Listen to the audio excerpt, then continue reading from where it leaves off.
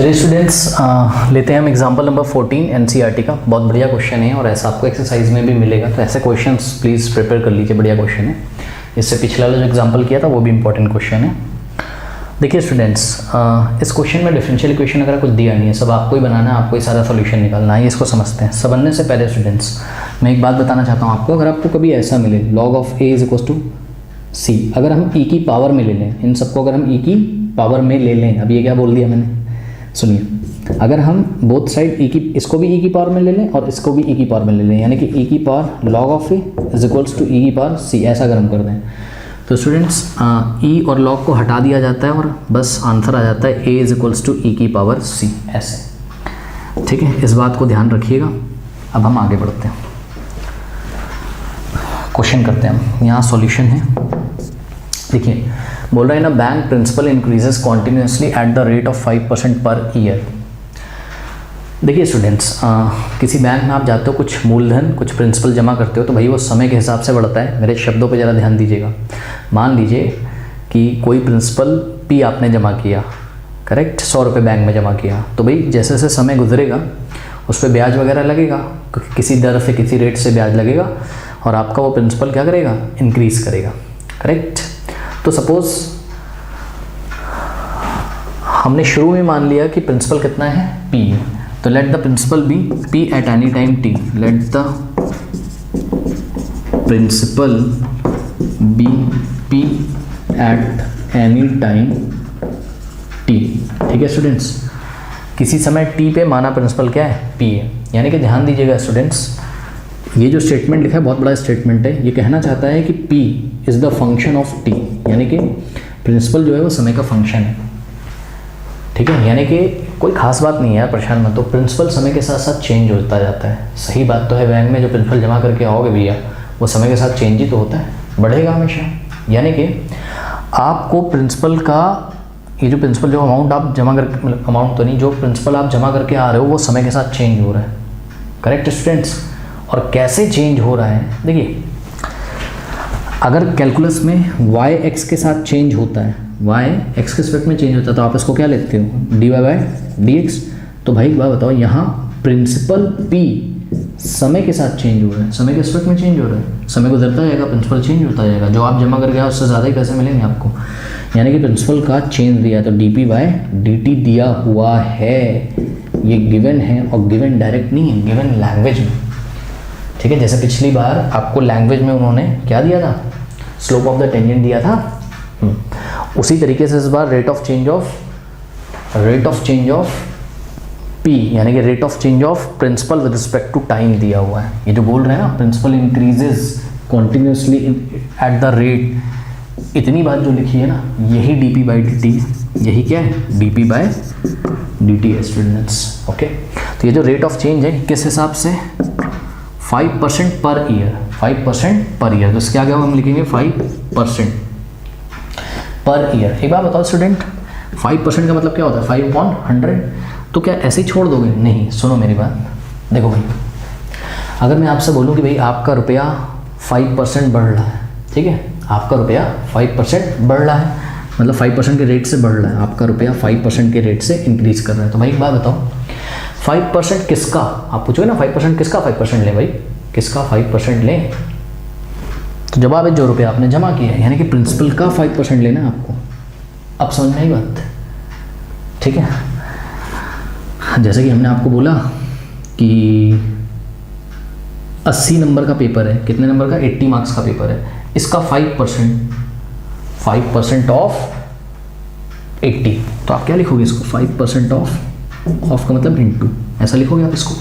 तो वही है, क्या पढ़ो यहाँ पर, principal increases continuously at the rate, तो इसका मतलब D P by D T किस रेट से बढ़ रहा है, 5% ऑफ व्हाट, 5% ऑफ प्रिंसिपल जो जमा किया उसका 5% निकाला जाएगा। मान लो प्रिंसिपल 100 रुपये आपने जमा किया है, ठीक है स्टूडेंट्स, तो 100 का 5% निकालिए 5, तो पर ईयर, यानी कि 1 साल के बाद, पर ईयर, यहाँ पर ईयर भी बोला गया, 1 साल के बाद आपको यदि आप पूछने जाओ मेरे अकाउंट में कितना रुपया है, तो 5% ऑफ 100, यानी कि 5 रुपीज़ बढ़ गया होगा, अब 105 होगा आपके अकाउंट में। ओके, तो इस तरीके से इस बात का ध्यान रखिएगा, D P by D T is equal to 5% of P. बस सब कुछ नहीं करना है, D P by D T is equals to 5% का मतलब 5/100 और ऑफ का मतलब इंटू लगा देंगे यहाँ इज इक्वल्स टू में पी। इसको कैंसिल कर दो, 5 1 ज़ा 5, 5 20 ज़ा, तो यहाँ से आ जाएगा, यहीं नीचे कर देता हूँ, यहाँ आ जाएगा आपके पास d P by d T is equals to 1/20 into P. ठीक है स्टूडेंट्स, अब हम इसको करेंगे वेरिएबल सेपरेबल मेथड से। ठीक है, कोई दिक्कत नहीं है।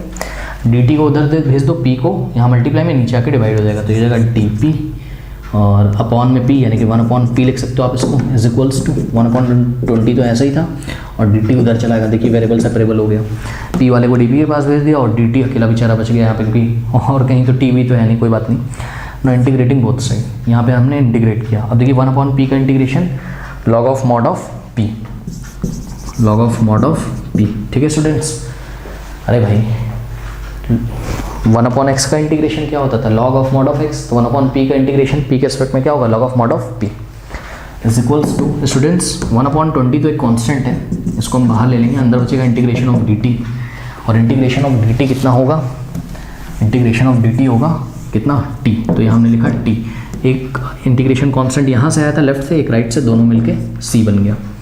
ठीक है स्टूडेंट्स, तो ये आ गया आपका। अब सुनिए, इन्होंने बुक में यहाँ मॉड नहीं लगाया, पता है क्यों, क्योंकि देखिए कोई भी प्रिंसिपल जब आप बैंक में जमा करके आओगे यार, ऑब्वियसली कोई मनी जमा करके आओगे प्रिंसिपल भाई, वो पॉजिटिव ही होता है। ठीक है, 2000 जमा करोगे तो पॉजिटिव ही तो है, इसलिए मॉड लगाने की यहाँ पर ज़रूरत नहीं। चलो कोई बात नहीं। तो स्टूडेंट्स ये एक जनरल सॉल्यूशन आया है हमारा, ये क्या आया, एक जनरल सॉल्यूशन आया है जिसकी डिफरेंशियल जनरल सॉल्यूशन आया है। इसको अगर हम थोड़ा और सुधार लें तो ये हो जाएगा log p is equals to t/1 t/20 और प्लस c। देखिए स्टूडेंट्स, यहाँ पर मैंने आपसे कुछ बात करी हुई थी, याद है आपको, अगर log a is equals to C type का कुछ आ रहा हो, जो कि यहाँ है log p is equals to t/20 plus C type का कुछ ना कुछ है, तो हम क्या करेंगे, हाँ दोनों तरफ इसको भी e की पावर में भेज देंगे, e की power log p is equals to e की पावर में ये पूरा चलाएगा, यानी कि t/20 plus c। Okay students, तो मैंने आपको क्या बताया था कि देखिए ये e और log को हटा देते हैं, e और log को हटा देते हैं, a को ऐसे ही लिख देते हैं, तो इसी तरीके से e और log को हटा देंगे और p को ऐसे ही लिख देंगे, p इज इक्वल्स टू, अब यहाँ देखो जरा, e की पावर t/20 प्लस c। अब ऐसा क्यों आया होगा भाई, खुद समझो, p इज इक्वल्स टू, इसका मतलब होगा e की पावर t/20 और इंटू e की पावर c। ये किसको नहीं समझ में आया बताओ भैया, बेस सेम है ना दोनों, यहाँ भी e बेस e है और यहाँ भी बेस e है, यदि बेस सेम होंगी तो पावर ऐड हो जाती है। इसको अगर वापस लिखोगे तो क्या लिखोगे, बेस को तो सेम कर दोगे, पावर t/20 प्लस c कर दोगे, तो भाई उसको ऐसे नहीं स्प्लिट कर सकते, ऐसे नहीं तोड़ सकते हो, e की पावर t/20 इंटू e की पावर c में, बिल्कुल कर सकते हो। ठीक है स्टूडेंट्स, तो ये आई आपके पास एक क्या, एक सॉल्यूशन आया, जो भी डिफरेंशियल इक्वेशन आपकी बनी थी, क्या बनी थी, D P by D T is equals to p/20, ये बनी थी ना, D P by D T is equals to p/20। इस डिफरेंशियल इक्वेशन का ये जनरल सॉल्यूशन है, ये क्या है, जनरल सॉल्यूशन है। ठीक है स्टूडेंट्स, अब मेरी बात सुनिए, उन्होंने क्वेश्चन में क्या बोला है, इन हाउ मैनी ईयर्स, समझिएगा, इन हाउ मैनी ईयर्स यानी कि कितने टाइम में, कितने टाइम में ₹1000 विल बी डबल्ड इटसेल्फ, कितने टाइम में 1000 रुपया डबल हो जाता है। समझिए स्टूडेंट्स, एक बात बताऊँ मैं आपको, देखिए ये आपकी जो इक्वेशन है ना, यहाँ मैं नोट कर लेता हूँ, p is equals to e की पावर t/20 इंटू e की पावर c। ओके स्टूडेंट्स, और e की पावर c एक कांस्टेंट है, तो इसको आप कैपिटल C से भी दिखा सकते हो, e की power c is equals to capital C। अरे यार, e की पावर c भी एक कांस्टेंट ही होगा भाई, e की पावर में कोई कांस्टेंट लगा लो, c का कुछ भी वैल्यू, e की पावर 2 ले लो, जाओ ले लो कैलकुलेटर में, एक कांस्टेंट ही आएगा, तो e की पावर c भी एक कांस्टेंट होगा, जिसको मैंने कैपिटल C लिख दिया। तो ये जनरल सॉल्यूशन आपका आया है। ठीक है स्टूडेंट्स, इसको मेरे को नहीं बोलना चाहिए था, क्योंकि e की पावर c भी एक कांस्टेंट c, ये जनरल सॉल्यूशन है। ठीक है स्टूडेंट्स, देखो स्टूडेंट्स, ये जो जनरल सॉल्यूशन है ये किस में रिलेशन बता रहा है, ये p में और टाइम में, यानी कि प्रिंसिपल और टाइम में रिलेशन बता रहा है, और प्रिंसिपल किस पे डिपेंड कर रहा है, टाइम पे। यही बात मैंने आपको शुरू में बताई थी स्टूडेंट्स, कि प्रिंसिपल किसका फंक्शन है, टाइम का, टाइम चेंज होता जाएगा और प्रिंसिपल चेंज होता जाएगा। किसी बैंक में प्रिंसिपल देके आओगे, समय के हिसाब से आपका पैसा बढ़ता जाएगा। ओके, तो वही चीज़ आ भी गया, p is the function of time, p किस पे डिपेंड कर रहा है, टाइम पे। स्टूडेंट्स अगर आपको टाइम की वैल्यू दी जाए तो आप पी निकाल लोगे, लेकिन परेशान कौन कर रहा है, आर्बिट्री कांस्टेंट। अगर हम किसी तरीके से इस आर्बिट्री कांस्टेंट की वैल्यू निकाल लेना तो एक परफेक्ट इक्वेशन आ जाएगी जो पी और टी में रिलेशन दे देगी, और फिर आप टी रखोगे तो आपको जो भी रिक्वायर्ड पी होगा वो मिल जाएगा, या जो भी रिक्वायर्ड पी रखोगे तो टी मिल जाएगा। ठीक है स्टूडेंट्स, तो सी को निकालना हमारा उद्देश्य है। तो सी को निकालने के लिए यहाँ एक क्लू दिया हुआ है, देखिए क्या दिया हुआ है, कह रहे हैं हाउ मेनी ईयर्स, कितने टाइम में 1000 रुपया डबल हो जाता है। सुनो, ये तो बाद में निकालना, पहले सी तो निकालो। सी निकालने के लिए पता है क्या है, आप बैंक जाओ, आप बैंक जाओ, आज आप बैंक जाओ। आज आप अगर बैंक जाओगे ना, अगर आप 1000 रुपया लेके जा रहे हो तो आज आप गए हो तो पी का वैल्यू मूलधन कितना है, प्रिंसिपल कितना है, 1000 रुपये, लेकिन आज टाइम कितना है, 0 है। ये क्यों यहाँ से दिया हुआ है। आज आप बैंक जाओ तो बैंक आज का टाइम कितना मानेगा, 0। अरे टाइम बैंक में यार ईयर्स के हिसाब से चलता है, 1 साल के बाद टी का वैल्यू 1 होगा, पर आज टी का वैल्यू 0 है, यानी कि जब टी का वैल्यू 0 है तो बैंक में आपने कितना प्रिंसिपल डाला, 1000। सुनिए, यही यहाँ पर हम पुट कर देंगे जनरल सॉल्यूशन में, क्या कि पी की वैल्यू यदि हम 1000 डाल दें, ओके, और टी की वैल्यू यदि हम 0 डाल दें, टी जब 0 है तो पी कितना है, 1000 है, तो e की पावर देखिए 0.20 0 और e की पावर 0 1 होता है स्टूडेंट्स। e की पावर 0 और किसी भी नंबर की पावर 0 1 होता है, e भी एक नंबर ही होता है। e की पावर 0 क्या होता है, 1, और 1 इंटू सी। तो स्टूडेंट्स c की वैल्यू कितनी आ गई, 1000 आ गई। अब ये जो c की वैल्यू 1000 आ गई, इसको ले आके आप इक्वेशन नंबर 1 में पुट कर दीजिए, तो p का वैल्यू आ जाएगा आपके पास e की पावर t/20 इंटू यहाँ पे आ जाएगा क्या, 1000। c की वैल्यू 1000 आ गई। ठीक है students, now this is particular solution of this differential equation, जो कि प्रिंसिपल p और टाइम में रिलेशन बता रहा है। अब बस जो कह रहा है कर लो। क्या बोलता है, in how many years ₹1000 doubles. एक बार बताओ, ₹1000 डबल होकर कितना हो जाता है, 2000 ना, यानी कि ध्यान से समझिए जरा। अब आपको बोल रहा है कि प्रिंसिपल कितना हो जा रहा है, 2000। अब आपको बोल रहा है कि प्रिंसिपल कितना हो जा रहा है, 2000, और जितने टाइम में हो रहा है वो टाइम निकालना है। यानी कि इस पर्टिकुलर सॉल्यूशन में हम p की जगह 2000 रखेंगे, इज इक्वल्स टू e की पावर t/20 करेंगे, और इनटू में ये 1000 है। अब यहाँ से टाइम की हम वैल्यू कैलकुलेट करके निकाल लेंगे। ठीक है स्टूडेंट्स, इतना नोट करिए, फिर मैं इसको सॉल्व करता हूँ। इसे मैं हटा दूँ। अब देखिए, ये 1000 को इधर ले जाओगे तो डिवाइड हो जाएगा, यहाँ कितना बच जाएगा, 2। तो हम 1000 1 1000 1000 2 जा, तो e की power t/20 is equals to 2 आ गया। e की power t/20 is equals to कितना आ गया, 2 आ गया। ठीक है स्टूडेंट्स, अब देखो t का वैल्यू नहीं मिल पा रहा है ना, परेशान मत हो, कोई बात नहीं।